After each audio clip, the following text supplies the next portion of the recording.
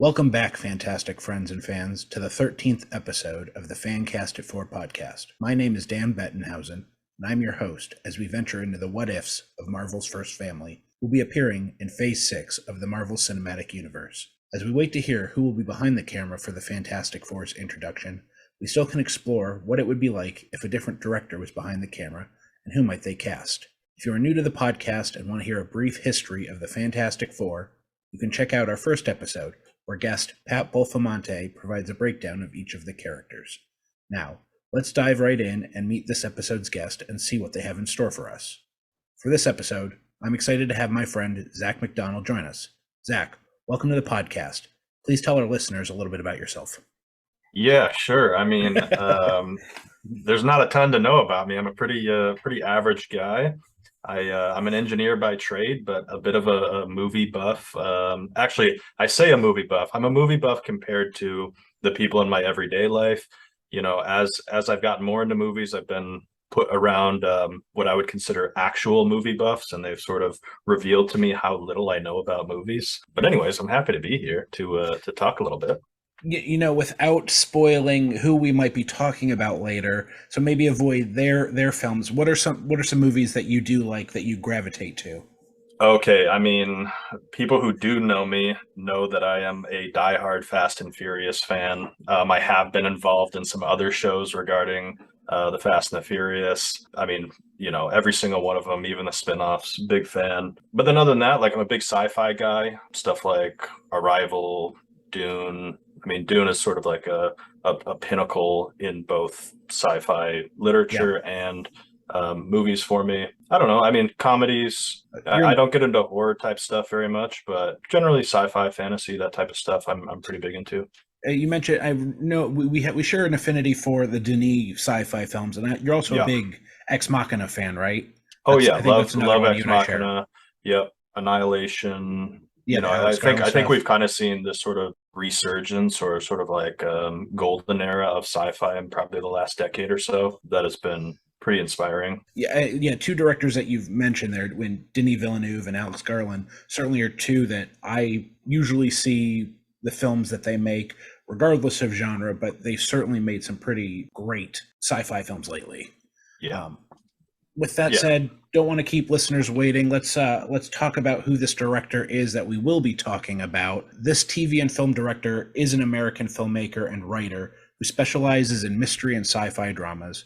Considered controversial by a sect of a popular film franchise's fan base, this director is not afraid to subvert expectations when telling a story. He has 5 films in his filmography, with a 6th releasing this year, and he is also considered to have directed 3 of the best episodes of the hit TV series Breaking Bad. Additionally, he has been nominated for 1 Academy Award for Best Original Screenplay. This week, we are featuring Rian Johnson. Zack, when you hear the name Rian Johnson, what comes to mind? You know, it's funny. You mentioned, I think what you said he's a like mystery drama, sci-fi director, something along those lines. When I think of him, I think of somebody who just sort of like grabs a genre and just does his own thing with it. Totally. You know, so I mean, he's only has 5 movies, but each one of those has a really unique sort of perspective and a unique genre that he's playing with. And it's kind of been different each time. I think, you know, with Glass Onion coming out, this is the first time we're going to see him sort of go back to the well with anything that he's doing. I will say, you know, I definitely think of there's sort of like an intellectualism to the movies that he makes. You can expect that they're always going to have some type of twist or turn or reveal or something. So that's one thing that I really like about what he does. But then you also mentioned he's known for subverting expectations, right? So some people see that negatively. I see that most of the time pretty positively. If I go in to see a genre movie, there's a good chance that I want to see it try and do something a little bit different or give a little twist on that genre. Yeah, despite what people say, I don't think his goal going is to say, oh, I'm taking this genre and I'm just going to screw with it. But he does have a point of view in all these movies that he makes, and I'm glad we have someone like him willing to take chances, willing to share stories that, while we will be talking about a big franchise tentpole, he is going to tell the story in that world that he wants to tell, and he's not going to be so beholden to convention. And I think that's what makes him great.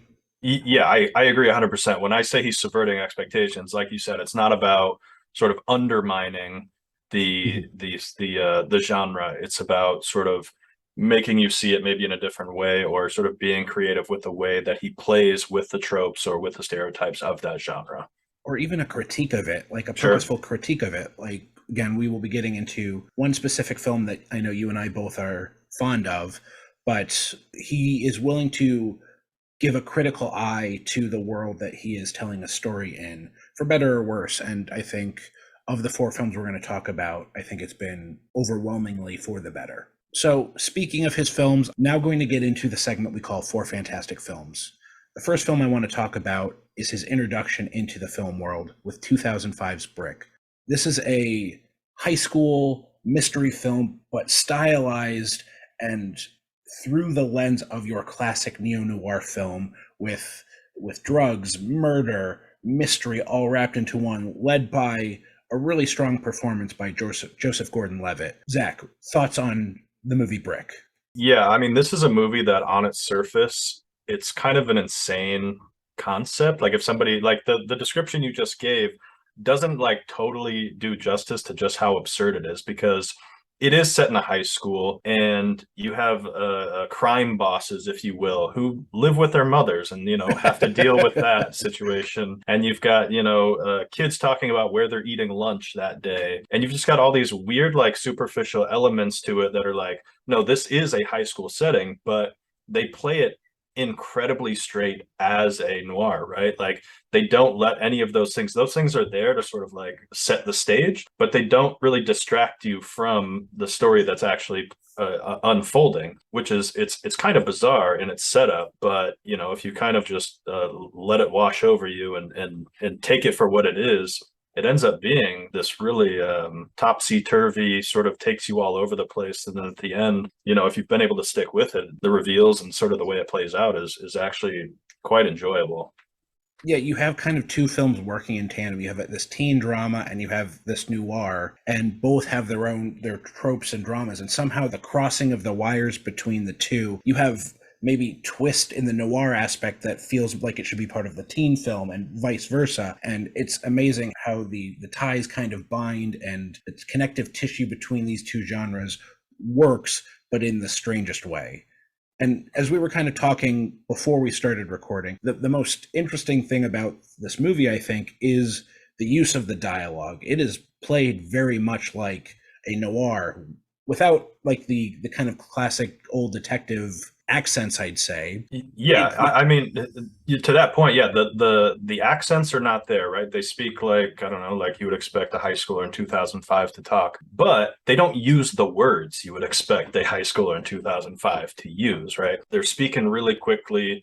They're using all kinds of weird slang that doesn't really make sense. They're calling cops bulls and giving nicknames to alcoholic beverages, and talking about speaking in code and all these different things, and it seems like everybody's kind of in on the game also, which is kind of interesting. Like it doesn't matter which crowd you're from, everybody is sort of part of this noir system, if you will. And it like I said before, it's kind of just absurd and bizarre, but again, somehow it manages to work. and I think it's a credit to Johnson as both a director and a writer to have this dialogue play out, but also garner the performances from his actors. So there isn't that wink and nod to what's going on. They're playing it totally straight to what's on the page, and I think it's great. Yeah, absolutely. This was his, well, I mean, this is directorial debut. So obviously this is first time working with, Joseph Gordon-Levitt, who he would end up working with a few more times. Right. Noah Segan, same thing. So I think he clearly made the people on set comfortable. Like they had a good time. A lot of the people he worked with here, he's worked with again.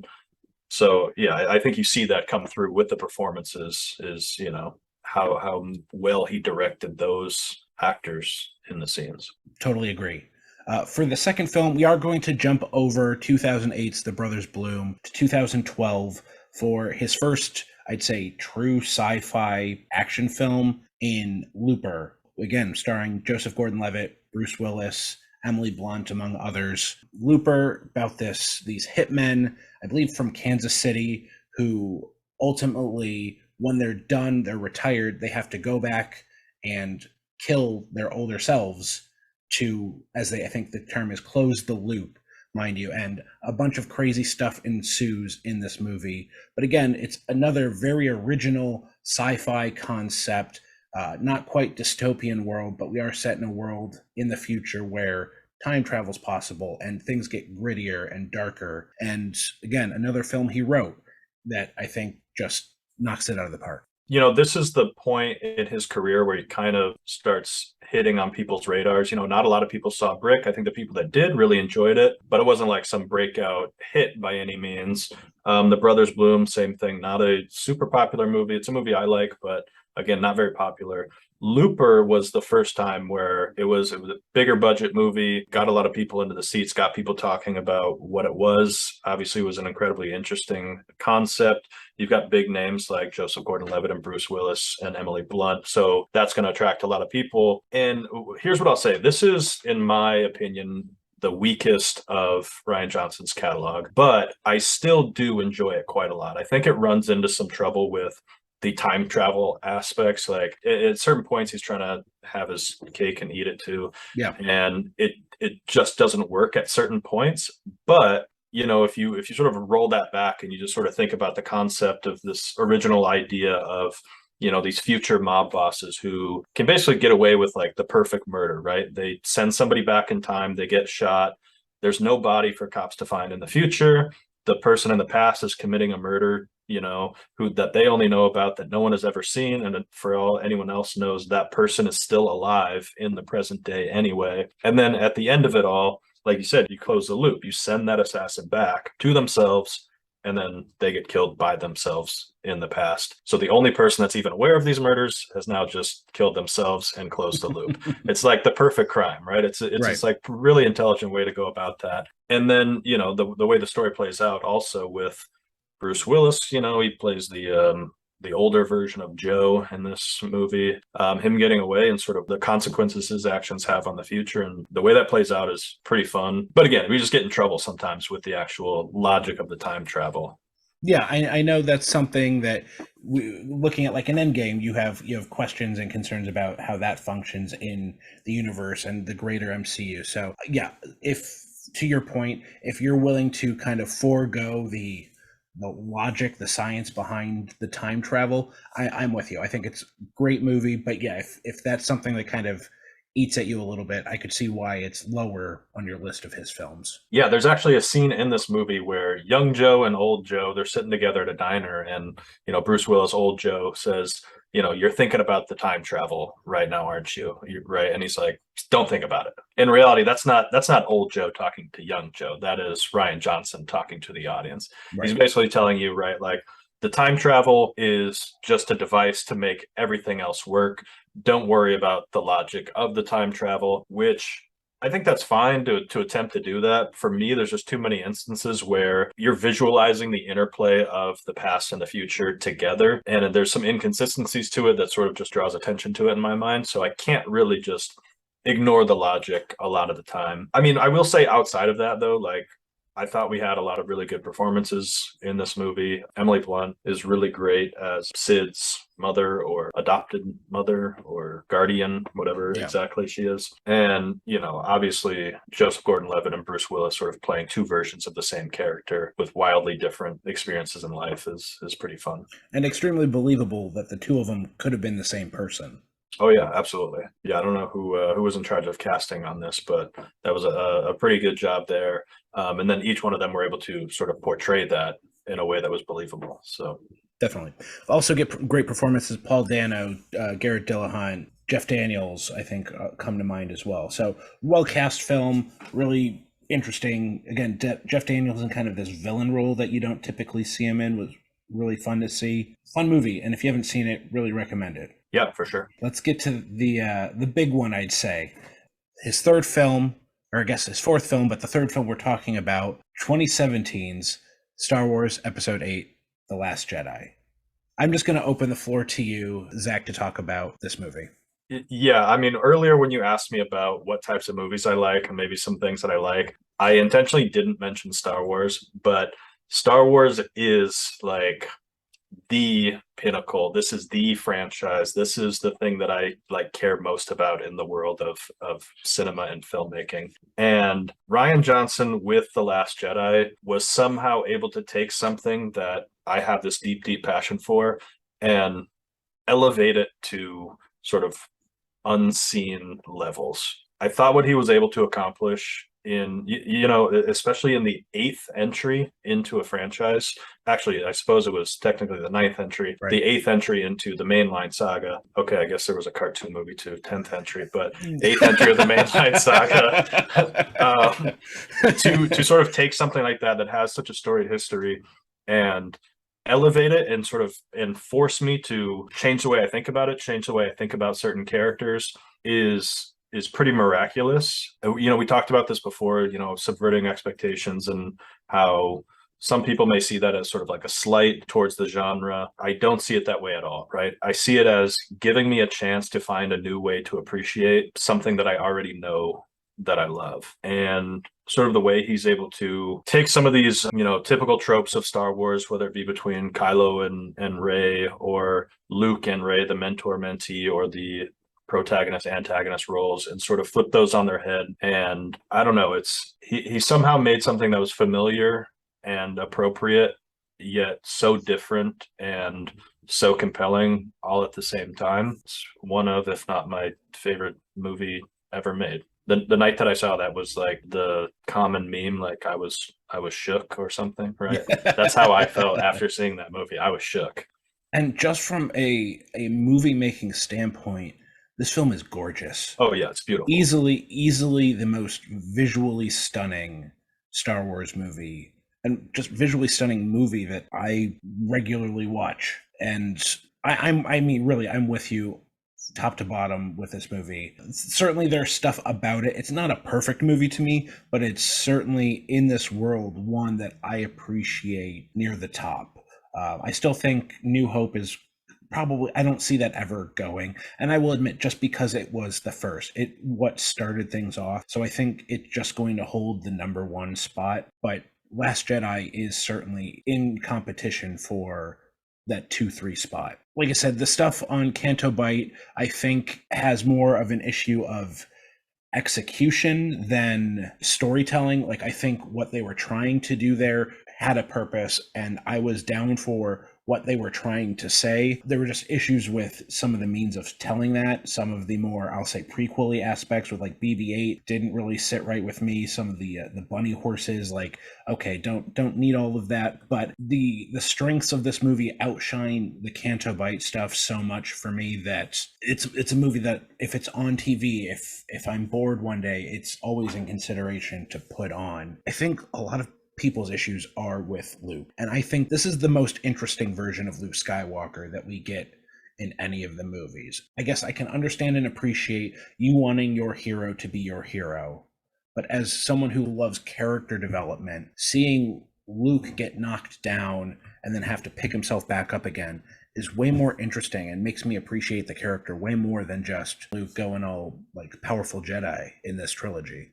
Yeah, you mentioned a few things in there that I want to touch on. So likewise, I don't think The Last Jedi is a perfect movie. I think it is a truly incredible movie that has some of the highest highs of any movie, if not the highest highs of any movie, in my opinion. You mentioned Canto Bight. I don't have many issues with Canto Bight. Like you said, the story, sort of what they're telling you and sort of how they're handling the character of Finn and Poe to a lesser extent, they're all works with the themes of the movie. Tonally, I think you kind of got into this with the prequelish stuff. I think tonally it's a little bit different than the rest of the movie, which kind of makes it stand out as maybe I'm not even sure I would say like not good, but just different. It doesn't quite mesh with everything else quite as well as it probably should. But with regards to Luke, yeah, I mean 100%. I mean every scene that we have Luke or Rey or Kylo, to me, is like as good as Star Wars gets. And like you said, a lot of people talk about what Luke or what Rian Johnson did to Luke in this movie, but I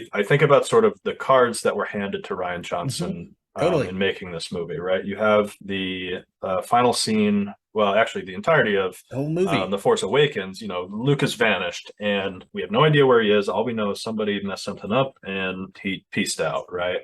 And we get to the end and we see he's by himself on this island. And those are the cards that Rian Johnson was dealt.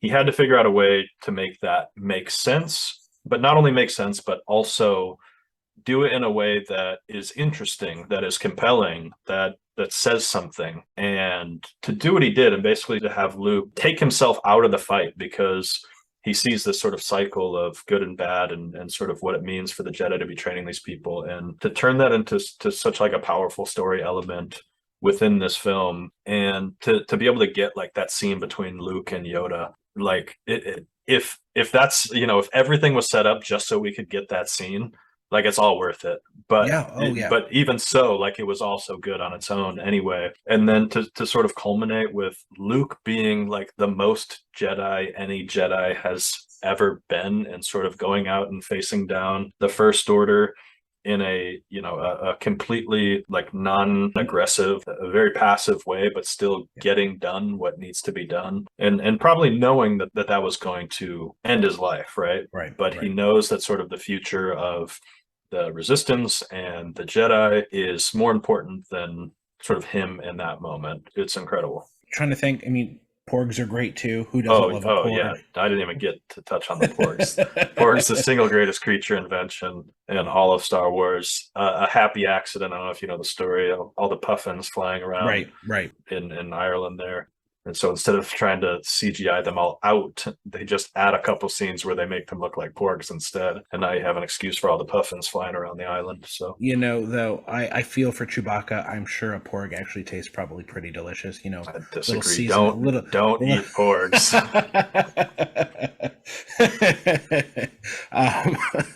Last thing I want to touch on with this movie, just because it is probably one of the most visually stunning shots just in the movie, is, I'll say, the Holdo maneuver. Admiral Holdo herself. Thoughts on her, the character, and let's throw Leia in here because we also have the Mary Poppins scene that I think bug people. So just kind of, I'd say the things that also kind of rub some people the wrong way. What are your takes on those aspects? The Mary Poppins scene is one where, when I say this isn't a perfect movie, that is one of the scenes that I point to, right? So I think that the idea behind that scene is really good. Seeing Leia have this sort of intuitive and inner force come out of her in that moment when she needs it.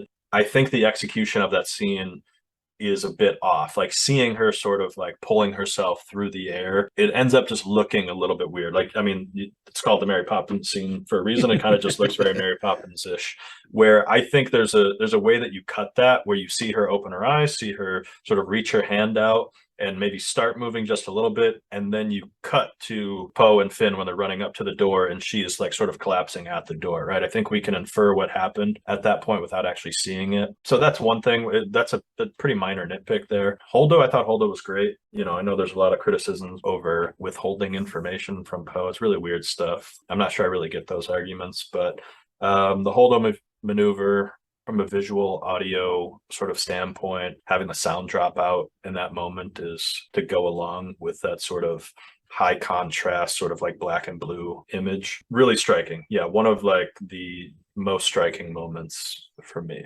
As much as I would love to make this a Last Jedi episode, I mean, we haven't touched on like the throne room. We haven't touched on Kylo much of Kylo, right.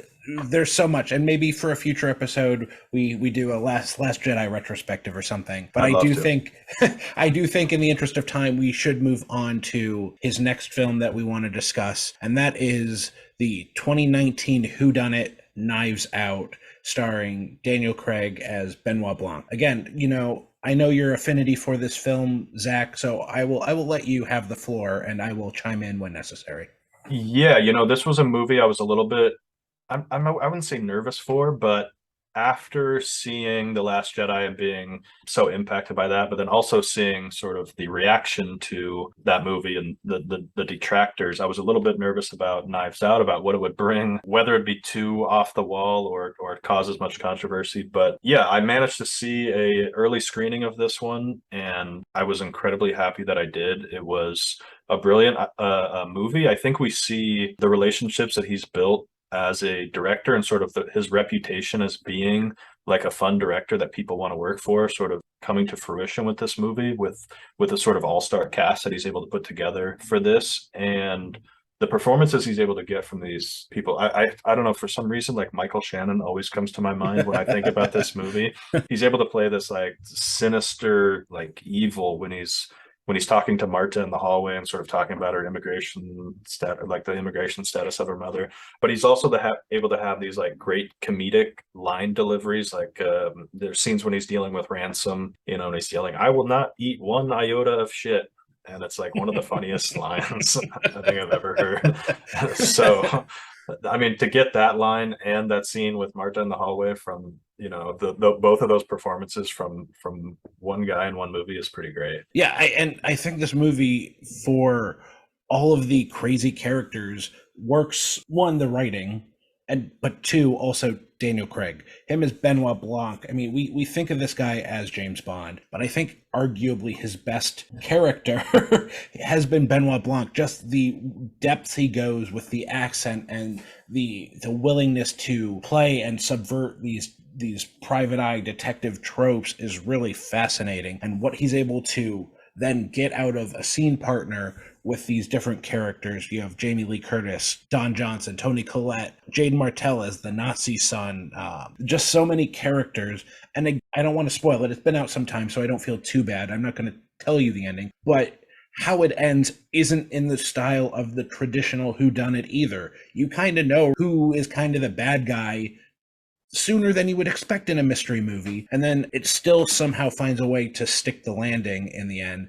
And this makes me more excited to see what he does next with Glass Onion. Yeah, I mean, this movie is much less of a whodunit. You know, it's marketed as a whodunit, but it really turns out to be like a, well, we know who did it, but how did we get here? You know, like how done it instead of who done it, right? like this doesn't make any sense. But then, you know, throughout the movie, slowly things start to unravel until, you know, we get that sort of classic detective breakdown scene at the end where we sort of tell the story from beginning to end, explaining all the beats. And yeah, I thought it was a pretty great movie in my eyes. Number two on my list from Rian Johnson. Assuming Last Jedi is numero yeah. Last Jedi would be number one for sure. Anything you're hoping to get, not necessarily as far as just plot wise, but kind of themes or elements you're hoping to see maybe stay the same or change up in Glass Onion? You know, it's tough to say. Obviously, I want to see something that is intelligent and thought-provoking and takes us on a ride. Like that's really what Knives Out does. It sort of takes you on a ride, kind of both literally and figuratively. We're kind of, you know, there's a slow car chase. That is the dumbest car chase I've ever seen, or something like that. But that's mostly what I want, right? Like I want great character interactions. I want good, creative, clever characters. You know, in Knives Out, they're kind of playing sort of caricatures, if you will, which I don't mind. I wouldn't be bothered to see that in Glass Onion also. If you, again, another one, if you haven't seen it, you really should.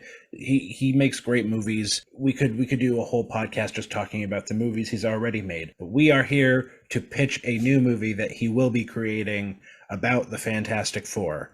With that, let's dive into our castings for a Rian Johnson Fantastic Four movie. How this works, Zach will go through his list, outlining who he has playing the four main Fantastic Four characters: Reed Richards, Sue Storm, Johnny Storm, Ben Grimm, and then their main nemesis, Doctor Doom. Then I will go through my list.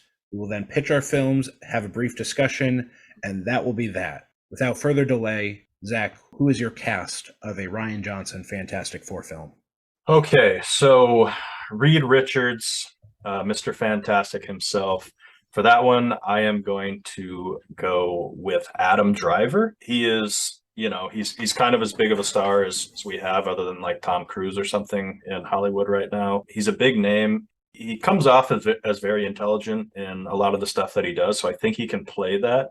There's also an inquisitiveness to him that we see like in The Last Jedi, where, you know, the Force stuff starts happening and Rey's very emotional, but he's very like, I wonder what's going on here, right? So I can sort of see him, like that sort of tone coming out of him as sort of like a scientist or a super genius where he's figuring something out. But also, you know, he's a leading man. That's what he is. So Totally. Him as Reed Richards makes a lot of sense to me. Let's see. My Sue Storm is going to be Kelly Marie Tran. She was the lead in Raya and the Last Dragon, but also with Rian Johnson, also in The Last Jedi. Now, what I wanted for this role, and this will make more sense probably once I start doing my pitch, but I kind of wanted somebody that had a fairly like bubbly personality who could portray that. I know from seeing interviews and things like that with Kelly Marie Tran, that is sort of her personality. She's funny, she's bubbly, she's very nice. And I think that would play really well with sort of the idea of Sue Storm that I think works for the movie that I'm pitching on behalf of Rian Johnson. So yeah, Kelly Marie Tran as Sue Storm. And then for my Johnny Storm. So you and I talked about this before. Johnny Storm in my movie is not actually Johnny Storm. He's Johnny something other than Storm. He is not the brother of Sue Storm. And the thing about Johnny Storm or Johnny Not Storm, I feel like anybody named Johnny like has to be super cool, right? Like Johnny Cage or Johnny Bravo or right. That's what I think of when I think of the name Johnny. Cool Johnny Bravo. Totally. Exactly. So I literally was just like, all right, who's the coolest person that has ever worked with Rian Johnson? And the answer to that for me is Lakeith Stanfield. Incredibly cool, incredibly good in Knives Out, incredibly good in Judas and the Black Messiah. Yes. Get Out. So Get Out, yeah, incredible in Get Out. Just all around cool and an incredible actor. It seems like every project he touches turns out very well. So happy to have him as part of this cast as Johnny Not Storm. Liking it so far. Yep. Now let's see here. Ben Grimm. For that one, I'm going to go with the Rian Johnson staple, a regular. He's been in every movie that Rian Johnson has made, and that is Noah Segan. So not quite as high profile of an actor as some of the other ones I've cast so far, but his role in Brick as Dode, pretty incredible. He shows sort of this variety of being sort of a bit of like a goth, a downer, kind of a emotionally stunted individual. And based on everything I know about the Fantastic Four, I suppose we haven't talked about this yet, but I know nothing about the Fantastic Four. So we maybe should have mentioned that up at the top. But I know that the Thing or Ben Grimm is like, he's less thrilled about his status as a member of the Fantastic Four because of what it means for him versus everyone else. So I think Noah Segan can portray that emotionality that'll be needed for that. And then finally, my Doctor Doom. This is going to be Victoria Von Doom as opposed to Victor Von Doom. Awesome. And that is going to be Emily Blunt. Yeah, I really wanted somebody that could be lovingly feminine and have that softness quality to her, but still be a badass. And I think Emily Blunt is pretty much the perfect choice for that role. I mean, I think we see that in Looper that come out. And also, I really like that casting, going with kind of the subverting expectations. She is a popular fan cast for Sue Storm along with her husband, John Krasinski. So having her actually flip to be the Doom character, I find very fascinating and in line with what we've seen from Rian Johnson, like where you see Chris Evans go from Captain America to one of the villainous characters in Knives Out. Anyways, that is my cast for the Fantastic Four.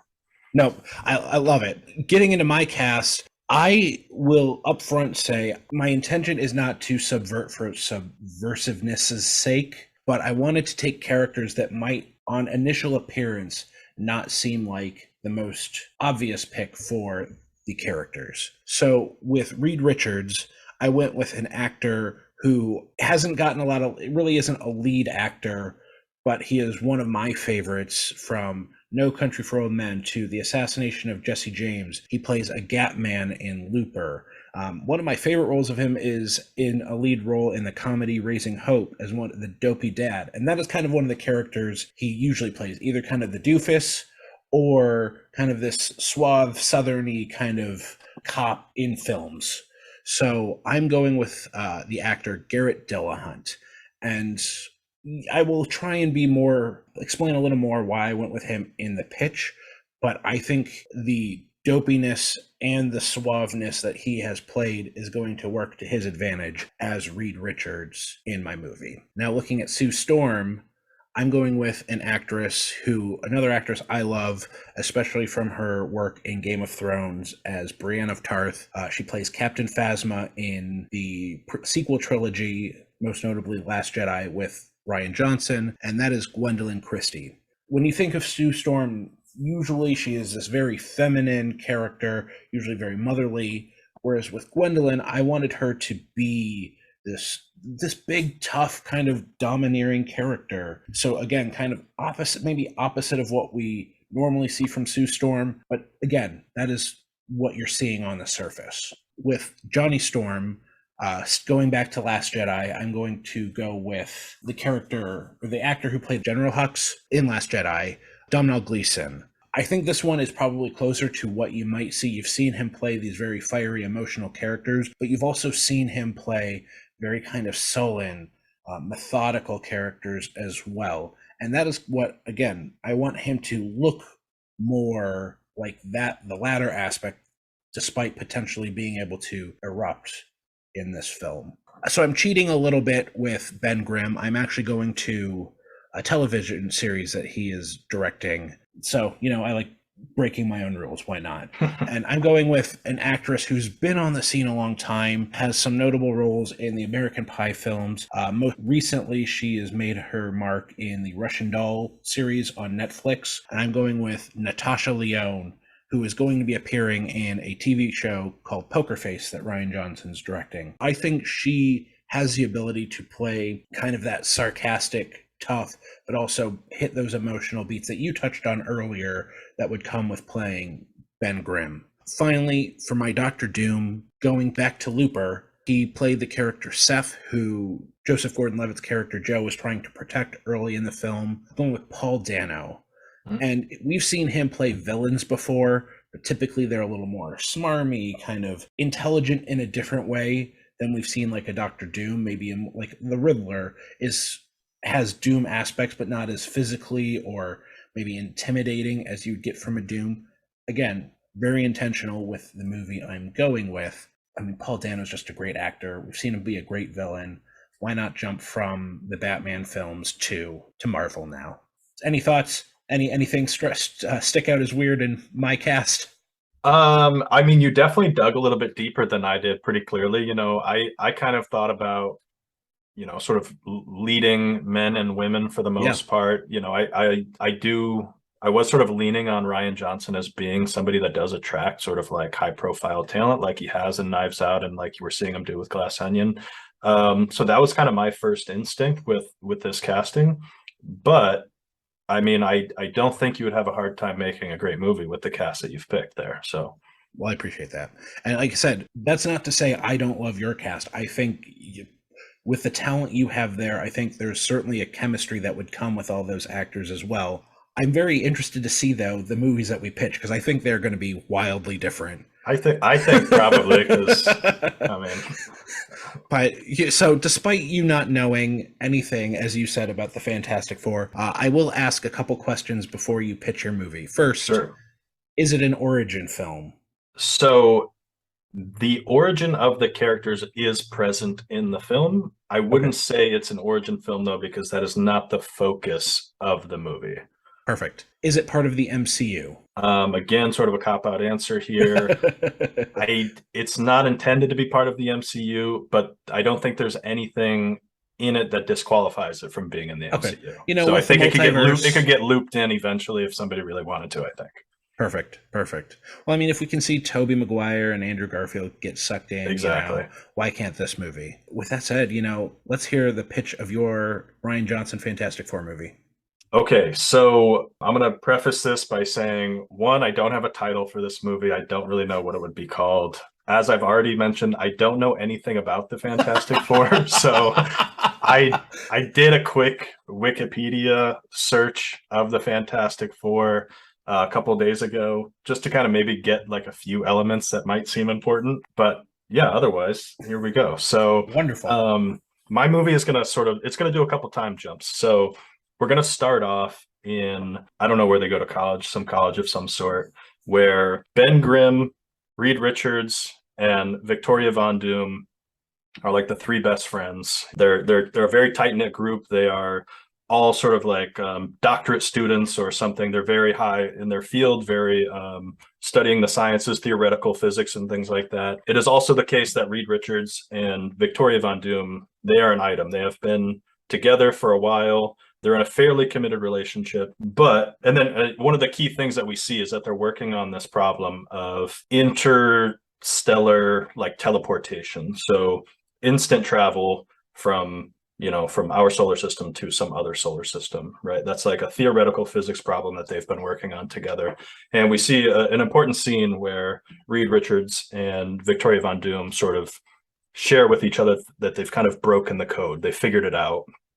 The issue is that they don't have the technology, they don't have the sort of infrastructure required to make this a reality. It's purely theoretical at this point. And then at some point later on, we learn about a sort of professional opportunity for Victoria Von Doom that she sort of toils over, but ultimately decides that's the best thing for her future. So she leaves the university and goes and takes a job somewhere in Europe or Australia or somewhere where it's very difficult for her and Reed Richards to maintain their relationship. At that point, they are separated. And that's kind of like an emotional scene for them, but they both sort of concede that it's for the best, that they do this, it's an incredible opportunity for her. So they split up. So that's sort of the initial setup. And then we're going to jump forward like 6 months or something like that, where Reed Richards is once again, he's a doctoral student. So he's maybe in charge of teaching a theoretical physics course or something like that. On the first day of class, he meets a new student whose name is Sue Storm, played by Kelly Marie Tran.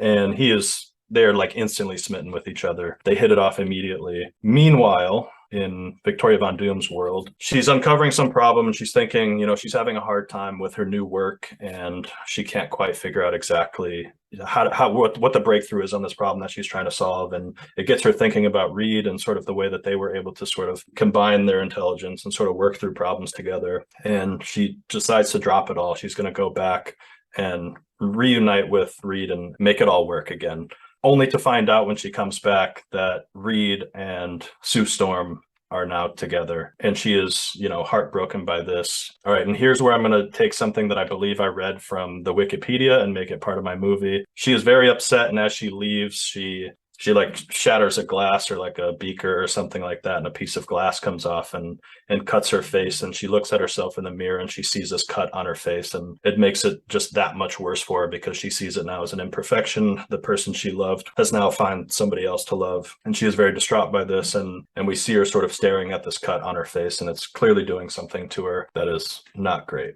So that is sort of like where the whole setup of the movie sort of ends at that point. And then so we're going to have another jump forward where we're going to go like 12 years or something like that. We're going to do a pretty big jump here. And we're going to get to a point where Reed Richards, Ben Grimm, Sue Storm, at this point, Reed Richards and Sue Storm, they are now married. They have started a company some years back with the sole purpose of turning this sort of teleportation, this interstellar teleportation from a theoretical problem into a reality. And halfway across the world, Victoria Von Doom has decided, this is also the project that she's working on. She wants to sort of like, as an FU to Reed Richards, she wants to solve this before he does. And the trick here is that they both have all of the theoretical knowledge to make it happen. It's just which one of them has the resources or the engineering breakthroughs to make it a reality. So at some point in the lab where Reed Richards works, they need to hire somebody for a very specific task on their team. Enter Johnny Not Storm. He is the person they hire for this role. He's like a recent college graduate or something like that. Hot shot, ultra cool, but really knows what he's doing. And the other thing is like Reed Richards, he's like he's like a very prolific person. People know who he is. He has a lot of acclaim in the scientific world. Whereas Victoria Von Doom, she kind of minds her own business. She has a business of her own, but she stays pretty low key within that business. Eventually, Reed Richards has a breakthrough. He decides, this is it. We figured it out. We're going to make our first attempt at interstellar teleportation. And he sets his sights on traveling to some distant planet that's next to a neutron star. So Reed Richards decides like he has it figured out finally. He's going to attempt to do his interstellar teleportation. And there's a specific neutron star that he's targeted. He's set the coordinates for. He's made a big deal about it. He's made a lot of publicity. And Victoria Von Doom sees this and thinks, this is like the worst thing that could happen to her. Not only did he abandon her, but now he has also defeated her in the professional realm. So she decides that she is going to sabotage his teleportation. And instead of him teleporting to a nearby planet, to the neutron star, she is going to teleport them. She's going to hack into his system and change the coordinates so that he teleports directly into the center of the neutron star, killing him, killing Sue Storm, and the rest of his crew, Ben Grimm and Johnny Not Storm. Anyways, she hires somebody to infiltrate his system. They hack in there. They upload the wrong coordinates and everything. Then we see Reed Richards the day before the test run, or the first attempt to do his interstellar teleportation. And you see he's running a simulation, and something goes wrong with the simulation. He's not really sure what's going on, so he starts digging into it. Then, see him type in, writing code, doing some type of jargon. And then we cut away from that. We never figure out exactly what conclusion he comes to from that. The following day, there's a huge spectacle. They all get into their little teleportation spaceship. Part of this deal is you have to fly it out of the atmosphere first, and then you can teleport to the next star. And just as Victoria Von Doom expects, they teleport directly into a neutron star. You see from inside the ship, there's some, communication happening. They're all freaking out. Something goes terribly wrong, except almost instantly they teleport back, and they're right back where they started. Only now they have all sort of undergone some change, right? They are now what we understand them to be as the Fantastic Four. So Mr. Fantastic has this weird thing where his body is sort of like falling apart. He's kind of like stretching, and he doesn't really know how to control it yet. And Sue Storm is sort of like flickering in and out. She's becoming invisible. And same thing with Johnny Not Storm. He's catching on fire, then not catching on fire. But Ben Grimm, he is just completely, he's not like the Thing, like I've seen pictures of. He's not like a giant rock. I'm thinking like Game of Thrones, like the grayscale type of thing, right? He's just kind of like almost like scarred and scabbed, but he is still like rock hard. So anyways, you get this big thing where they all sort of grow to learn how to use their powers, and maybe they do some superhero stuff, but Ben Grimm is still, he's not happy about what happened to him. So him and Reed Richards, they blow up, they have a big argument. Ben Grimm blames him for what happened and for how he's kind of this monster, this freak now, and he decides to go seek out Victoria Von Doom, part of his trio from back in college. They were BFFs back in the day, and he wants to find her and sort of work with her instead of working with Reed Richards. And when he finds her, we missed a scene. Hold on. There's a scene after they get back where Victoria Von Doom sees that she failed and did not successfully kill them, and actually sees that she made them more powerful somehow and made them even bigger celebrities, where she has this sort of breakdown. She just starts smashing everything in her lab. She like headbutts a mirror, and it just, that cut that she had from earlier, now she has like her whole face is just bloodied up and torn apart. And we see her then put on the mask for the first time to cover up her face, the traditional Doctor Doom mask that I know a lot about.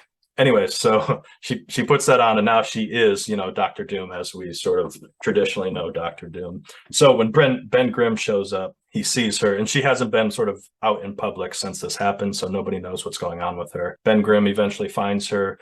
She sort of consoles him. She says, look, I had an accident too, like I've been destroyed. We relate with one another. Of course, we, the audience, have this sort of sense of dramatic irony. We know that in reality, it is Victoria Von Doom's fault that they went into this neutron star and got all messed up. So Ben Grimm blames Reed Richards, when in reality it was Victoria Von Doom. Eventually he finds out, he goes back to Reed Richards. The only thing I know is that at the end of the movie, we see Sue Storm sort of reviewing the simulations, and she uncovers that Reed Richards, when he was running his simulations the day before the trip, he was able to see exactly what was going to happen, and he knew that when they flew in there, they would all be affected. So he actually did know that Ben Grimm was going to turn into a rock man. So even though he didn't cause it to happen, he knew it was going to happen, and he let it happen anyway. And then cut to black. That's sort of my Rian Johnson twist on the movie. We find out like, oh, there's more to the story than what we actually saw. For someone who says they know nothing about the Fantastic Four, I think that is a great movie. Truly, I like the twists and turns there. I like how you changed it up and made it both to your taste and to what I think Rian Johnson might do with that movie, with still within the superhero genre. I could very well see the MCU doing a version like that. Would they? Probably not, but I don't see it being so far removed from what we've gotten from other MCU movies that, like you said, it couldn't be. So really well done. So I hope you're happy with yourself, because I think you probably did better than you think you did. Well, I will say, as I was speaking it out loud, I was like, man, I'm glad I didn't flesh this out anymore, because there's actually a lot here, and I feel like I've been talking for a long time. So, Hey, don't sweat it. No, don't worry about it. Really though, no, I really enjoyed that pitch. To your castings, I can very much see all the people, especially Adam Driver, oh yeah, with that twist, be that character. So well done also marrying the cast you put together with the pitch you had. appreciate it. Hopefully mine lives up to it. We were talking before, and you're like, mine's more just like general ideas. I'm like, oh yeah, mine is too. I'm a little more nervous now because mine is a little more concepts, and I think you'll see why. For my movie, it is titled Le Quatre Fantastique, a Knives Out Mystery. Wow. Okay.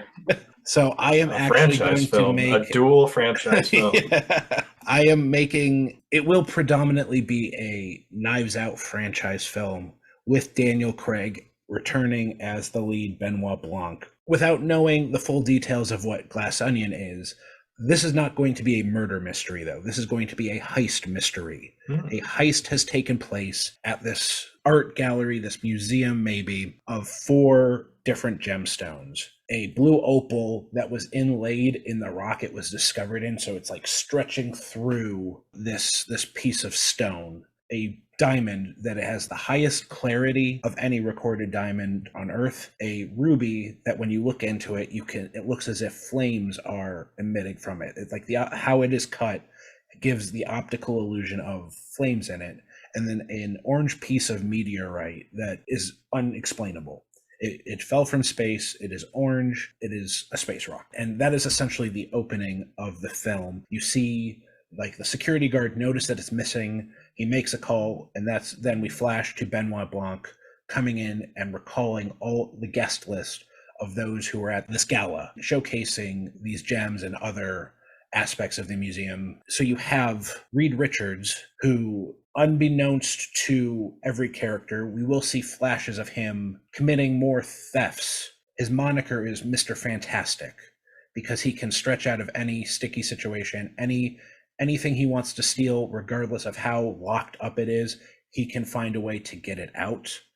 Again, we as the audience see these kind of montages here, and that is his moniker, but no one else knows who these people are. They just know him by Mr. Fantastic did this theft. So when I do all these monikers, that is going to be the same case. You're going to be seeing flashes of past crimes they have made. With Sue Storm, the Invisible Woman, you see Gwendolyn Christie, and she is able to find and plan jobs where, despite her size as this big kind of domineering female, can get in, get out without being seen. Domhnall Gleeson, arsonist, uses fire. Pretty straightforward. Uses fire to cause distractions, explosions, explosives to get his score. Natasha Lyonne, the Thing, she uses brute force, whether it's hers, her goons, her associates, mostly punch in, punch out, get what you want, leave. No one knows it's her.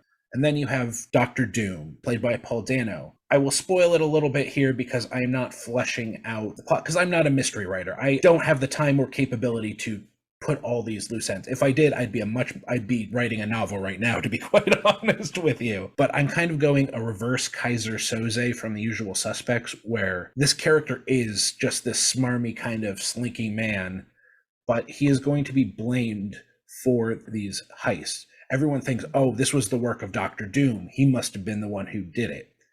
He's not. Some other characters that we have, because for a Knives Out film, we need a full cast here. We have other characters who are known as thieves in the Marvel canon. We're going to have Felicia Hardy, also known as Black Cat, most notably in the Spider-Man comics and franchise. I have Billy Lord playing her. We have Scott Lang, Ant-Man, so this is very much not an MCU film. And I have Joseph Gordon-Levitt playing this version of Scott Lang. We're going to get our first X-Men here with Remy LeBeau, also known as Gambit, and I have Noah Segan playing Remy LeBeau here. This one was the toughest one of the ancillary cast here, because there was no one who I really thought could pull off the Southern charm, and then he popped up. I'm like, he probably could do it, seeing some of his other roles. Prowler, Aaron Davis, from the Miles Morales era of Spider-Man, Lakeith Stanfield, a lot of Spider-Man villains in this one. We have a character called the Chameleon, Dmitry Smerdyakov, played by Adam Driver I'll say there's more of a cameo role, and then Bullseye, who only goes by the name Lester, played by Adrian Brody. So throughout this film, you have Daniel Craig kind of trying to piece all these together, talking to all these characters, seeing about their motivations, what they were doing, and he's starting to kind of piece together who all of them are, knowing somehow through his extensive background and knowledge that they are thieves. He just has to find which thief did it. And then it comes out that the Fantastic Four, so our four main anti-heroes in this situation, because they're not good guys, they are in fact villains in this movie, treat it and each take responsibility for one of the gems. The blue one, Mr. Fantastic, takes the diamond, kind of represents invisibility for Sue Storm, so on and so forth. They each, in their own way, steal the gem, come together for this plan they had, kind of Ocean's 11 style heist plan. Right, yep. And then blame it on Paul Dano's Doctor Doom. And that kind of happens early, like we kind of get in the first Knives Out movie.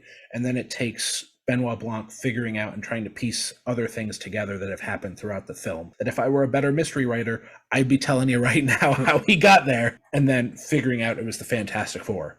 But is it in time? Do they get away? Who knows? You'll just have to watch this fake movie to find out. I can't wait to see it. But my whole goal with this one was to not only focus on the Fantastic Four, do it in this kind of Knives Out world, do something different, because I've been pitching a lot of superhero movies on this show, but also give you a bevy of characters from the Marvel canon that we haven't talked about, who are also thieves, who are also interesting characters that can play off of this mega cast that we've gotten in the Knives Out movies before, and have Daniel Craig chewing more scenery with this big cast. Yeah, I mean, that sounds pretty incredible to me. I'm a sucker for heist movies. I'm a sucker for, mystery movies. Yeah, I love what you did with the monikers there, using, like Mr. Fantastic. That's very much like a heist style move there, to have, some famous thief give themselves a nickname or something like that. Yeah, I love it. Great. No, I'm glad. I was having fun putting the bones of it together, and sound like a broken record here. I wish I had the creative wherewithal and the time, not just 3 days worth of time to put this together. Like I said, and even a month, I don't know if I would be able to flush out everything that would need to put a full-fledged mystery together. So I wanted to get the outline, the bones, the structure of this movie together, and I had a lot of fun doing it. So I'm glad you responded well to it. Yeah, and I mean, you actually did something that I forgot to do in mine, which I should have done, which is put Joseph Gordon-Levitt somewhere in it. I mean, he pops up in basically all of Rian Johnson's movie. I don't know if he's in The Brothers Bloom at all, but the rest of them, he's either starring in them or you get him in there somewhere just to make sure he's there. And I suppose in my movie he'd be there somewhere. I just don't know where yet. Yeah. We'd find a spot for him. But, that covers it. I think we've had a great conversation so far. Great cast, great pitches, great Last Jedi conversation. So, let's end it on a high note and close things out. Unless you have anything else you want to touch on. No, this was a lot of fun. Great. Well, that is our show. Those are our castings, our pitches for a Rian Johnson-helmed Fantastic Four movie. We hope you, the listeners, enjoyed our exploration into this what-if scenario. I want to make a special note that the Fancast at 4 podcast is hosted for free on Anchor, and we encourage you, if you have your own podcast idea, to check it out. It is a great resource for getting your idea off the ground. You can find us on Apple Podcasts, Google Podcasts, Spotify, and YouTube. If you are listening on YouTube, we would greatly appreciate you hitting that subscribe button and commenting with who your Rian Johnson fancast would be, on what your thoughts on our pitches were, and on which director you would want to see next. I want to thank Matt Hart and Maddie Gunner for the fantastic theme music they created for us. I certainly want to thank you, Zach, for being a guest today. I hope you had fun. Now, please tell our listeners where they can find you. You can find me on Twitter at Hi, my name is Zack M. I don't tweet a lot, but if I do, it's probably something about McGriddles. You can also find me on friend of the show, Pat Bofamonte's channel, The Montyverse, occasionally doing reviews or reactions. You can find him at The Montyverse on Twitter, YouTube. Check him out. Does a lot of great reactions, reviews, a lot of Ninja Turtle content as well for you Turtle fans. But that is our show. Thank you all so much for listening. I am your host, Dan Bettenhausen, and on behalf of my guest, Zack McDonnell, I hope you all have a fantastic day.